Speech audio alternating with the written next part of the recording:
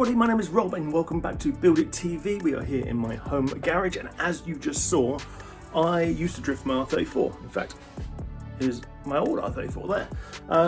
But I stopped doing that because, well, the prices on them went berserk. I mean, panels and stuff, just a nightmare to try and find, and I didn't want to ruin it. So I picked up a 180SX shell that I'm building into a drift car, and sometime by 2035, I'll get to drift it. So I'm building that up slowly, and as you'll see in this video, we do two things.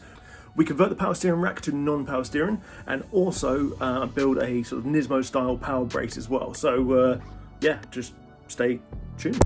So to start off, we need to get this old steering rack out of the engine bay. So what I'm going to do is I'm going to disconnect it up here, where it mounts to the steering wheel and the rest of the steering rack, and then we're going to drop the whole subframe. You don't need to drop the subframe to do it, you could do it off of these ones here, but as we're clearing the engine bay anyway for some other work, then we're going to just drop that whole thing out.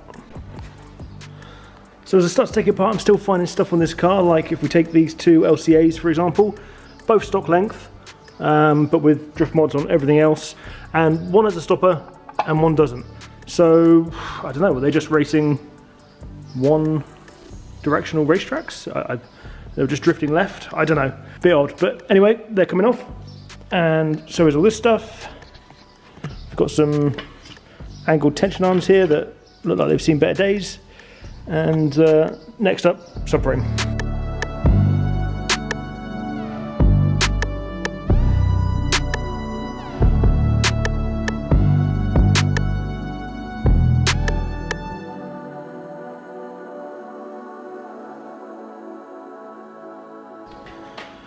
Got a nice Cusco support brace here that was held on with about 1 million washers as well, with a nice kink in it, so that's yeah, that's good for the bin. Okay, so this is our rack and subframe off the car, and as you can see, this is all the power steering system here that runs through it.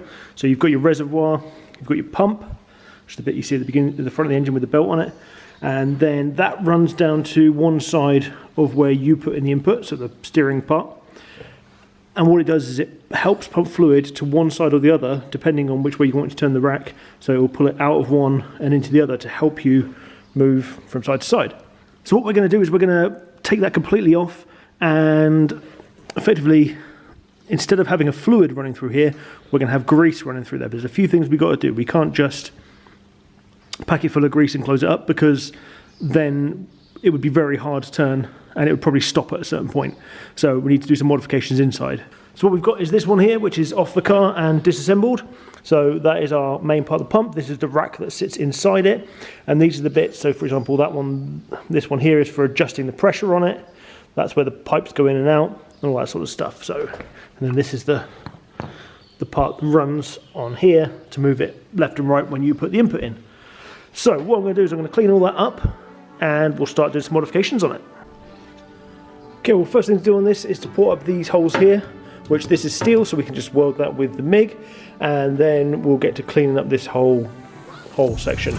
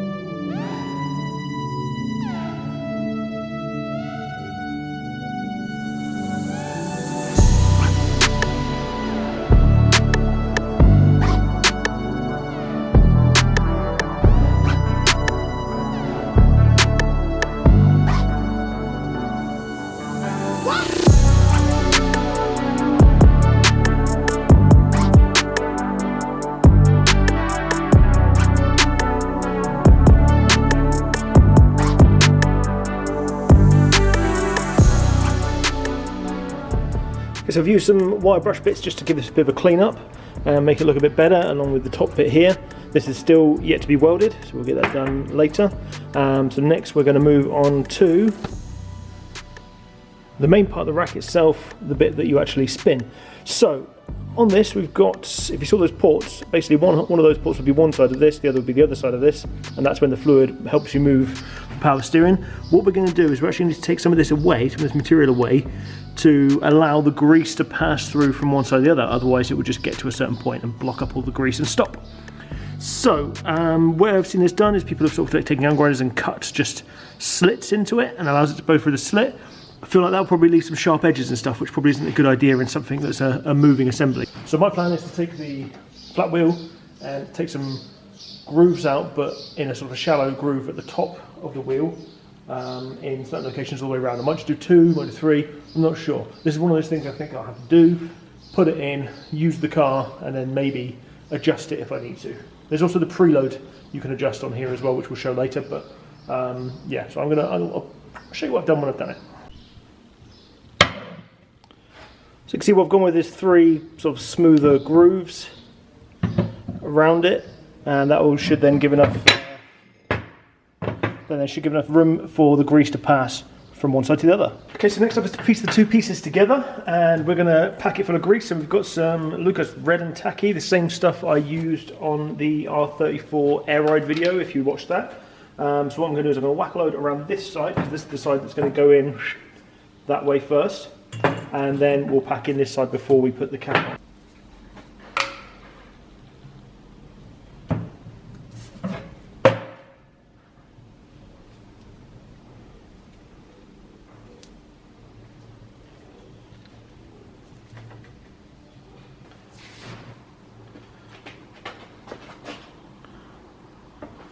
Don't make this weirder than it already is.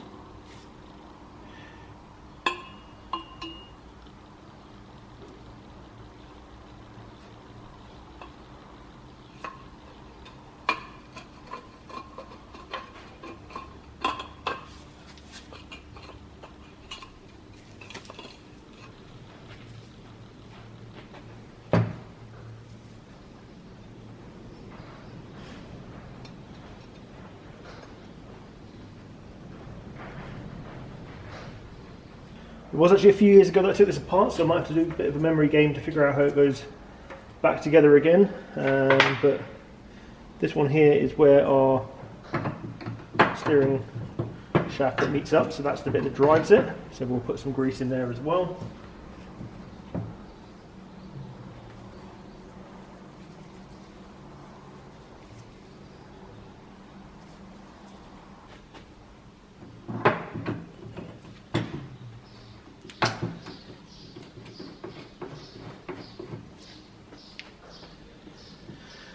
And then we would usually have our cap that goes on the top here, but that's the one we need to have the holes welded up on. So if we flip to the other side. Okay, so these are the parts that you have that go into the pressure adjustment on here. So this gives the sort of pre-tension on the rack. So this one pushes against it, and when you adjust this one through this bolt here, it will then give more pressure or less pressure depending on what feel you want. And they go back in this order. So literally we're going to whack the pressure plate in,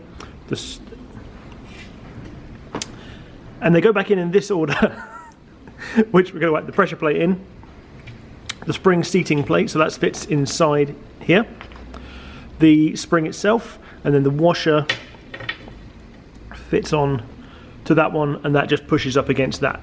So as you can see, this is it's got a bolt inside and it's threaded all the way along, so that then gives you your tension. So we're going to pack this full of grease and put that back together.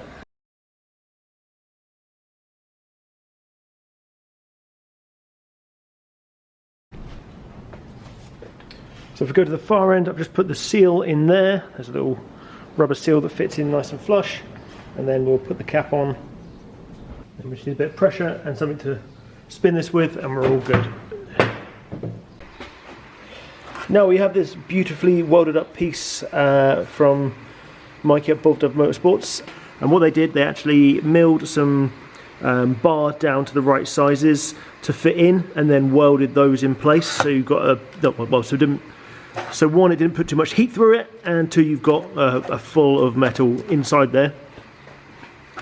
So that is now ready to go back onto our steering rack.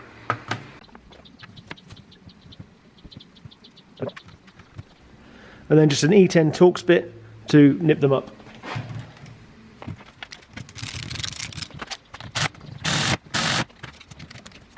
One of the questions I was predicting getting asked is why, when I had the rack apart, didn't I decide to change the seals and things? Well, my thinking, rightly or wrongly, I don't know, is that I'm going from a high pressure system to effectively a no pressure system.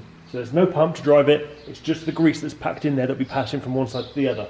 So the seals that were working fine and not leaking before on a pressure system should be more than capable enough for this. So I don't see any reason to put new seals in. So now we have our rear cap back on, which took a bit of doing, a bit of force. We're going to put our tie rods in, and obviously a boot to cover it all as well. Now I've had to, because of this chunky extension here, I've had to just slit the boot, but obviously we'll put a cable tie or a clamp on the end just to keep that closed up. And we're going to put a load of grease, so same old red and tacky grease on this side of the shaft. Red and tacky. And a little bit in there. And obviously this is all going to sit inside the boot. We'll do the same with the other end, which obviously we've already got grease on there. Boot over to cover, and then we should be complete.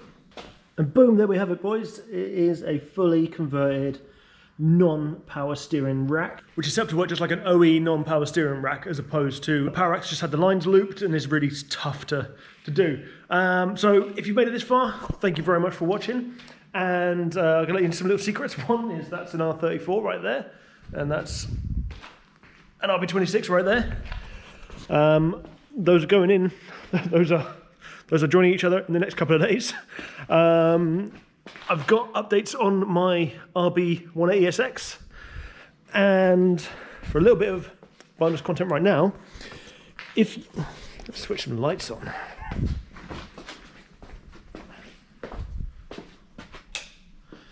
Oh, and there's a random B16 sat there.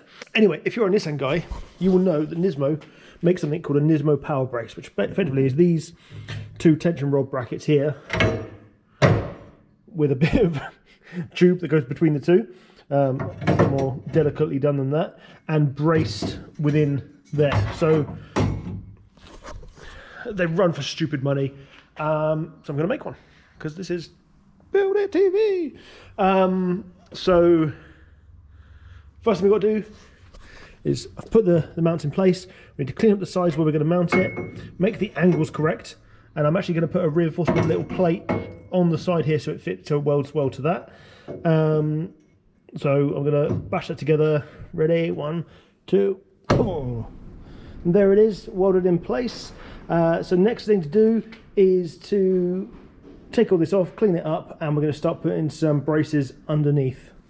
For this, we will be utilising the 3D printed dimple die that I made before. If you haven't seen that video, go check it out. I print one of these, test it to destruction by going up from the thinnest grade all the way up until it won't dimple die anymore. Well worth checking out.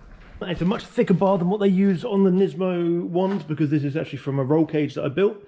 But we're not complete yet, because if you see on the Nismo one in this picture, it has a bracing underneath each side to help keep rigidity in the actual tension rods themselves. Now, do I think this is absolutely needed on this? No, probably not. But there's no real harm in putting bracing here. Whereas if you were to put it on, say, a lower control arm, for example, a part that you would probably want to bend if you were in an accident, then I would never put bracing there. In fact, I've got a couple of control arms up there that I'm never going to use because they're braced. For here, though, the worst case scenario is it actually shores up the two areas between your chassis rails, and you don't get kinked chassis rails if something happens, maybe, if the bolts are strong enough to hold it. So I'm going to whip this off and we can make up some templates for some bracing.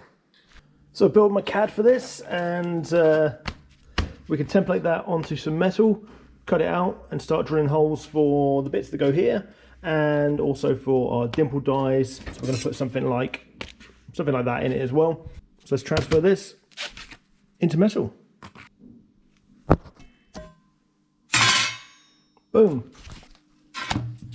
There we have it. So we've got our bend lines, we've got our center line where we're going to put our 3 holes for our dimple dies. We've got our markers for our holes where these are going to sit.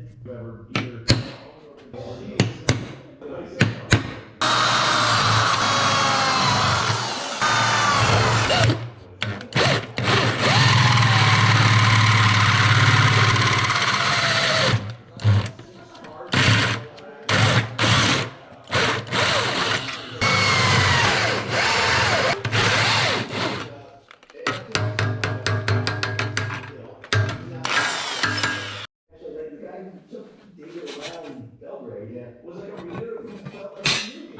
So you could meet the guy and show you all the examples. It's a great example. Exactly. You still do it for years.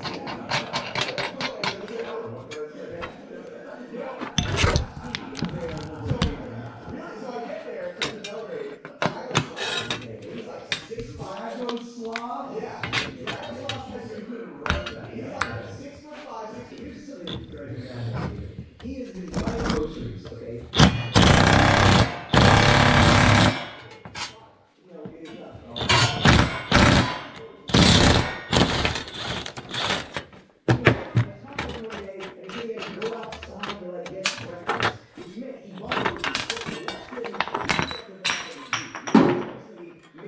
So there are our dimple dies done with our 3D printed dimple die. If you want to watch the video on how I made this 3D printed dimple die and tested it to destruction, obviously not this one, because this one's still in one piece. I printed another. That's the great thing of them. Then check the link at the end of this video and it'll be on there. But next up to do on this is to bend these corners down so that we can fit them in and weld them in place.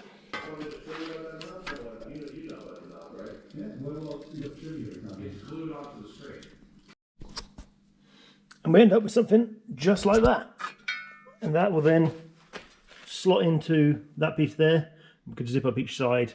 I don't think I need to worry about welding the inside here, but what I probably will do is put a copper rust weld through primer on this, and then we'll give the whole thing a decent coat of satin black as well, and obviously clear out some of that interior stuff before we weld. So I'm going to make another one of these with this piece here, and I will see you in 2 ticks. So after about an hour of wire wheeling to get this all cleaned up, because it was pretty damn filthy underneath from all the under seal and stuff, we can start looking at putting the plates in. So we're going to slot them roughly into position, and then I'll take a bit of wood, chuck it over the top, hammer it down to get them in place. So with our plates in there, the last thing to do is to tack them all up in place and actually fully weld them in, which is what I'm going to do now with the miglet.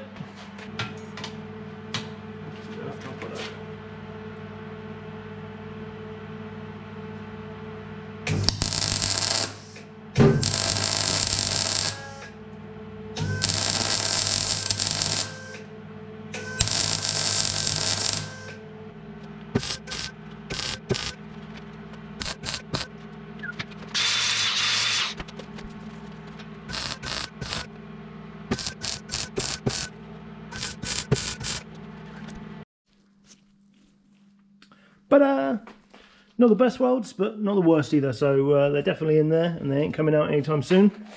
So the last thing to do, I guess, is to paint it, and choose whatever colour you want to go for. I'm just going to go for gloss black because, well, I'm not going to do it silver. I'm not making a replica part here. I'm not trying to make rip off a Nismo part. I'm just going to go for a gloss black, which suits up with some of my subframe, which actually takes me on to the next video where we're going to be putting the whole front subframe together and putting the front suspension and putting the car back on the ground. Which we have a load of parts on this shelf ready for that to go. So if you're interested in seeing how this Drift 180 comes along, then please do give this video a like and do give me a follow, because next week's video is all about putting that subframe on with that non-power steering rack and hooking everything up. Ignore what's going on here, that's for something else. That's for another day.